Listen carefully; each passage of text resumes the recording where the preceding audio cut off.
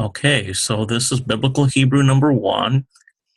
This program is going to be using the actual Hebrew that you find in the Bible, and it's going to include the vowel pointings as well as much of the grammar information that we're going to be dealing with. So let's look down here at all of these letters, and I'm going to go from left to right in this direction and cover every single letter. So we have Aleph here, and this is the form that we're going to be looking at primarily in the book. Now to transliterate that form, we have, looks like an apostrophe, and we notice that the Aleph is a silent letter.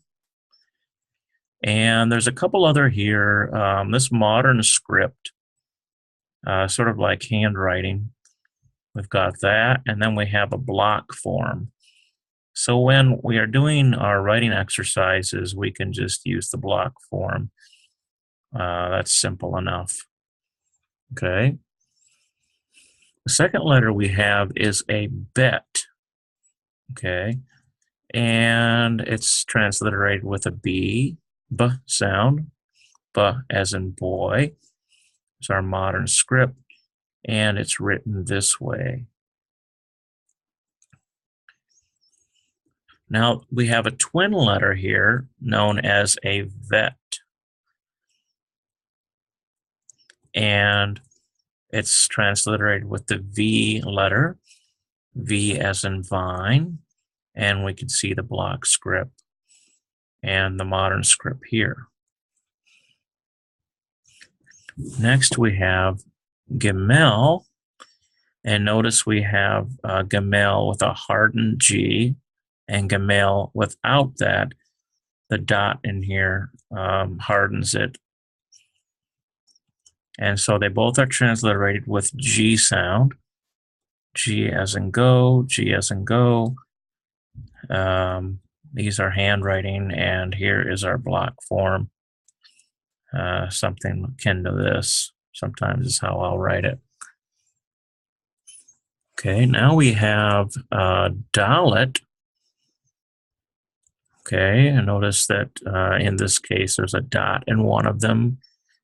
Both D transliteration, D as in dare. We have this cursive, our block form here. Okay, Dalet. Next, we're going to have this letter here. It's called a Hey. And it's an H sound, H as in his. There's our cursive, and here is our block. Hey. All right. Then we have what's called a Vav, with a V sound, V as in vine. There's a cursive, that's simple enough. Block, just sort of up like this and kind of over like that. Gives us our Vav. All right, now we have something called a Zayin, and it's a Z sound, Z as in zeal. And there's a cursive, and here is our block. Sort of like this, and comes down like this. We get a Zayin. All right, next we have a guttural. We call this a chet. It's I've seen it transliterated this way, but this is sort of a guttural sound like ch. It's not ch, it's chet. And it's sort of a hoarse H sound. They transliterate it with the CH sound. And there it is in cursive, and here it is in block. Chet. Next we have a tet. T-E-T. It's a T sound, T as in tall. Here is our cursive, and here is the sort of like this, tet. Next we have yod. There it is, Y sound, Y as in yes. A little cursive, very small mark. Here it is in this. Usually I'll just make like a little dot and I'll come down like that to make a yod in handwritten form. Okay, let's try to move this down a little bit here. Okay. So now we have cough. And notice the difference here. This is got the dot in it, so we get cough. But under here, we have a softening. It's known as a hoff. It's a hoarse H sound, equals H, but a very hoarse, like you're coughing up phlegm, hoff. And notice that this also includes one of our first final forms. We'll go over that as we continue. But here's our K for cough, it's hardened, and this one is hoff. Okay, but they both look very similar, except for one has a dagesh in it, a dot. Okay, and then this one is this hoarse H. And there we see these ways of writing in sort of a cursive, and here's our block script. Okay, and there's our final form in block. So usually I just go like this. If I put a dot in there, it makes it cough. If I go like this and leave it without the dot, it makes it hoff, hoarse H. Okay, now we look at this letter here, lamed, L sound. There's our L, L as in let. Here is our cursive, and there is our block. All right. Next we have mem, sound, and notice this one comes with a final form. We'll explain that as I've said later. M as in met. Here is a couple cursives ways. This is the final form here. Block and block for the final, and usually I just kind of come around like this to make a mem. How about noon? Noon. Okay, here's noon, and it comes with a final form. N sound, N as in net. Here's the cursive for noon. There's the cursive for the final form. Block for noon, and block script for the final form. Usually, I'll just kind of come up like this, sort of a noon. And we have another guttural, samech. Samech. S sound, S as in set. There's our cursive. Here is our block. Sometimes what I'll do is just kind of go like this to make a samech. Samech. Samech. It's got kind of a guttural at the end there. All right. Now we have ayin. Okay, and the ayin is, they've got this transliterated with just a little quotation mark there. It's a silent letter similar to the aleph. There is the cursive, and we have the block form, just sort of an inverted Y of sorts. Okay, next we have pay. This one's pay, and its twin is fe, F-E-Y. So we've got pay and fe. And the fe includes a final form. And so here's an F sound for the one without the dot and a P sound for the one with the dot. There's a hardening for the dotted one. P as in pet or F as in fat. And there's your cursive, as your final. Here's your block forms. There's your final block form. And usually with that, I just come around like this. Okay, if I were to put a dot in it, would make it pay. But if I were to get rid of that dot and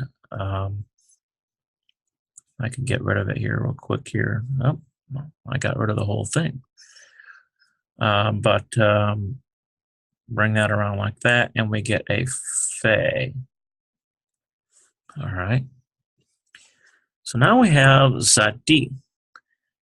Zadi, here's a final form. Sort of a TS sound, actually. They've got it as an S sound, but it's sort of like the word nuts. TS as in nets. Okay, here we go. Cursive, final form.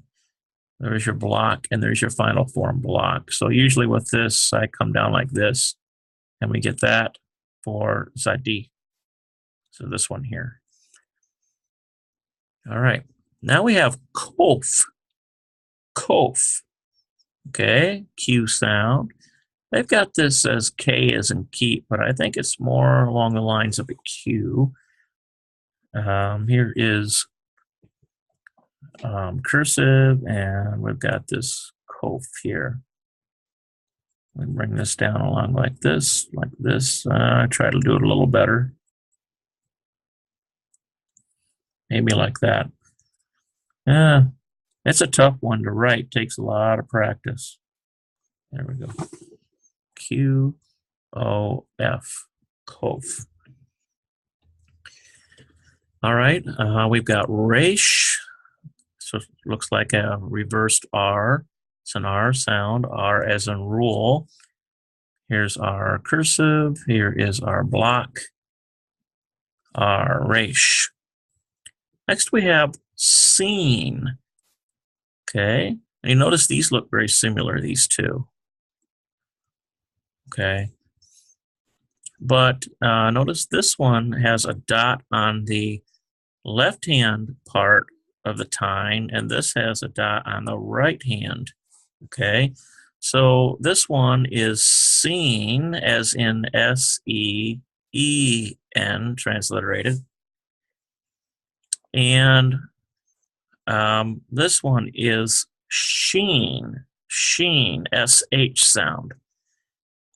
So S and S-H, so S as in set, S-H as in shine. Here are the cursives, and there's the blocks.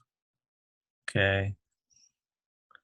So for a scene, I would just make a little bowl, kind of come up like this, put the superlinear dot on the left hand.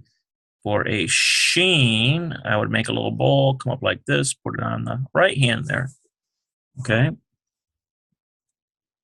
All right, so now we've got tav. Okay, and then tav, but one is a little hardened with the dagesh. T is in tall, T is in tall. Here's our cursive, and here is our block. Okay. There we go. T sound. Give it a little foot. Without that, we still get tav. Tav. Okay. That is our aleph bet. So you're going to want to write those 12 times. Just rewind the video and to get the pronunciation. And as you're writing, pronounce them. And after about 12 times of each letter, you should be somewhat familiar.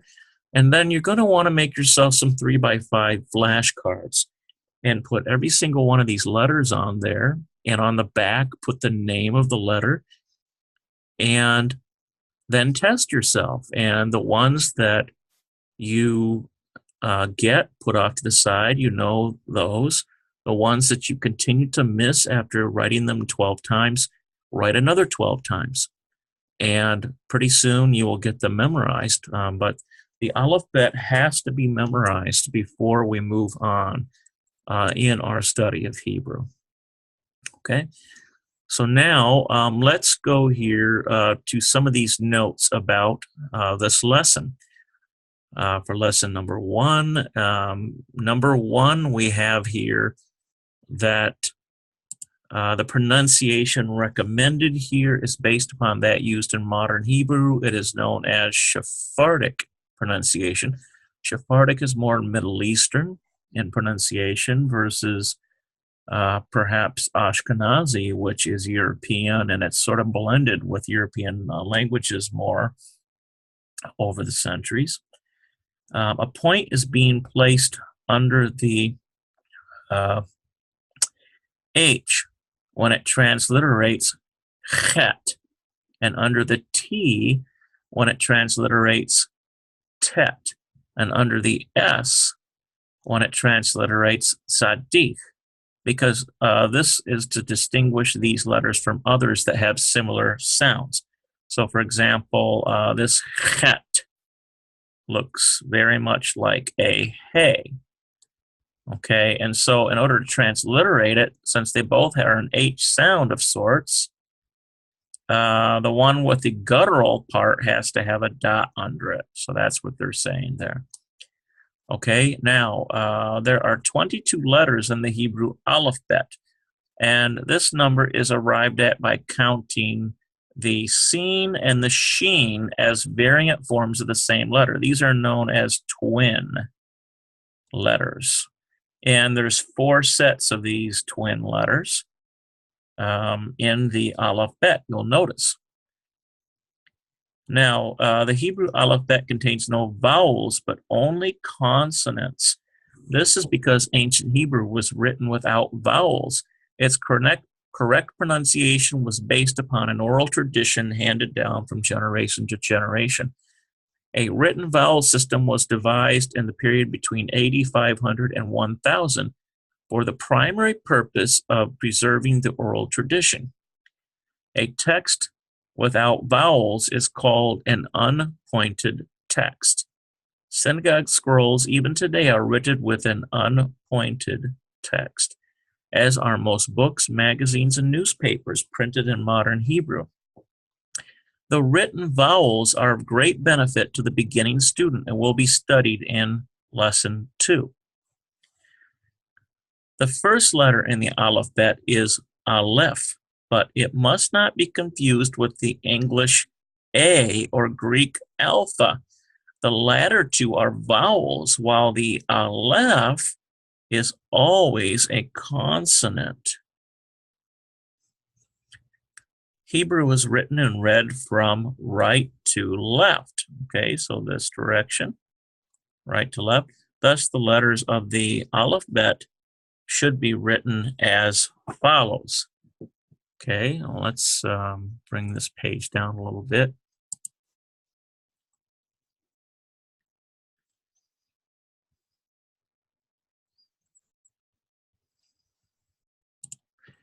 So now we have Aleph, Bet, Gimel, Dalet, Hey, Vav, Zayin, Chet, Tet, Yod, Kaf, Lamed, Mem, Nun, Samech, Ayin, Pei, Sati, Kof, Resh, Sin, Sheen, Tav.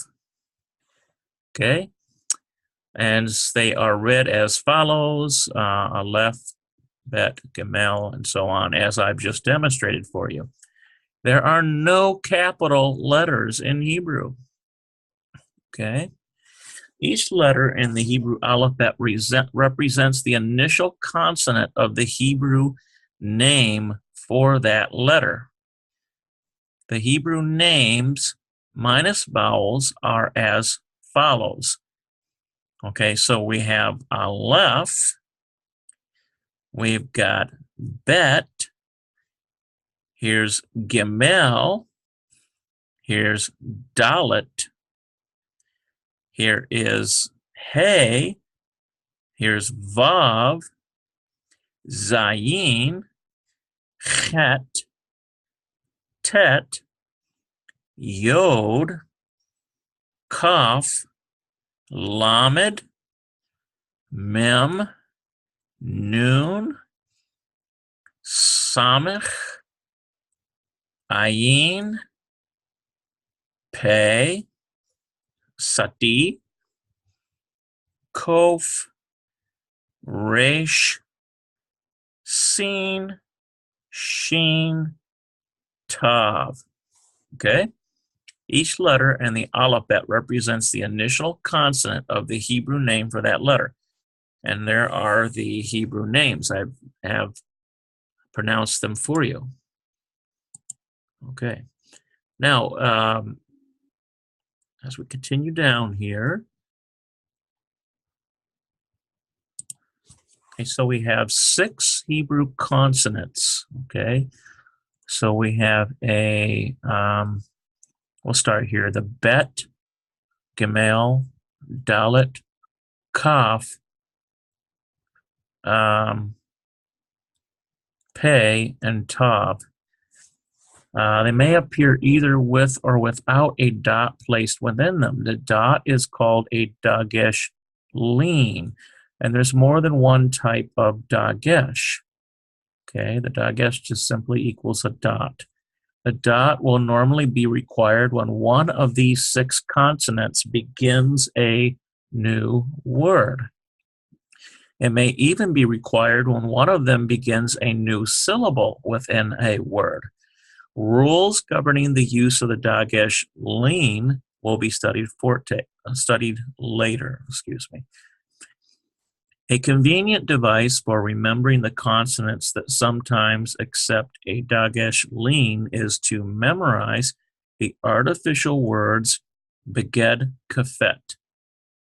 Okay, so where B equals bet, G equals gamel, D equals dalet, K equals kaf, F equals fe, T equals tav. In modern Hebrew pronunciation, the presence or absence of the dagesh lean affects the pronunciation of 3 of the beged kafet letters. Namely, those are bet, kaf, and pei. With the dagesh lean, their pronunciation is hard. Without it, their pronunciation is soft. The other 3 consonants, Gemel, Dalet, Tav, are always given a hard sound, regardless of whether or not they have a dagesh lean. Okay, so we have bet equals B, but vet equals V. Kaf equals K sound, K, but chaf equals sort of a softened K, hoarse H.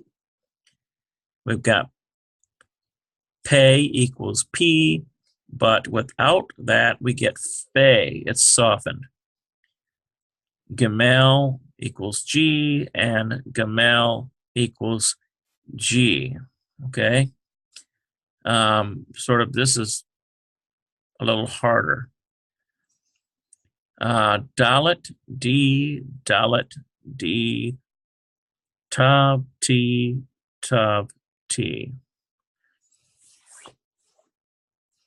Okay, so these here, they always have a hard sound anyway. G and G, D and D, D and D, or T and T there, Tav and Tav. Okay, let's see. Move this down a little bit.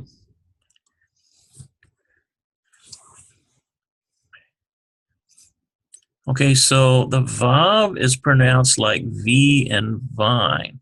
The same is true of the letter bet without the dagesh lean. Okay, so in that case, what they're saying is this Vav equals V.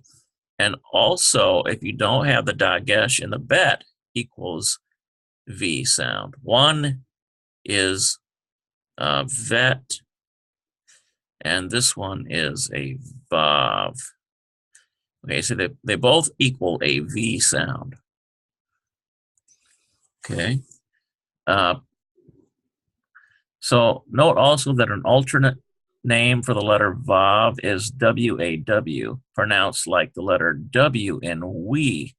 That's basically sort of another pronunciation variation but I think we're going to be sticking with the V sound primarily in this course.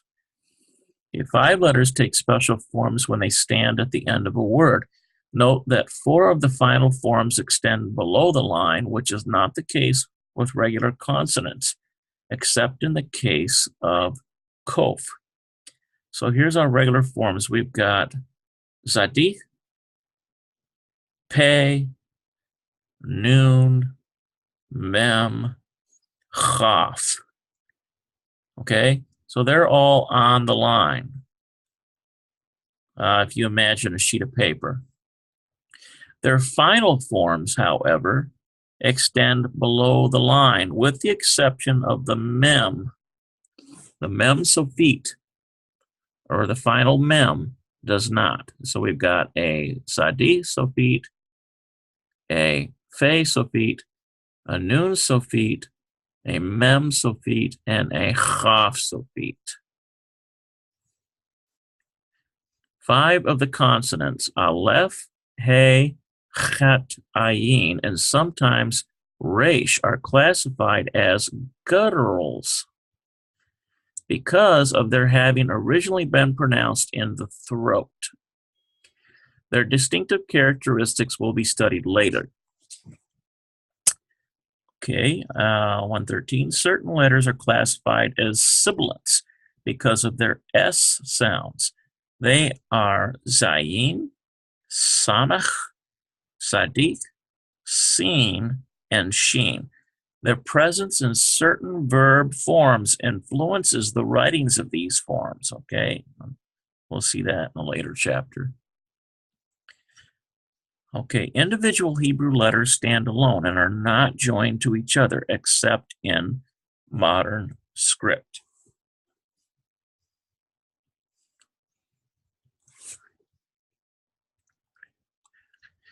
Okay, so I think this is going to complete the first video. I think that's enough for you to look at. And as I've said, go to make sure with the alphabet, you write these things 12 times. And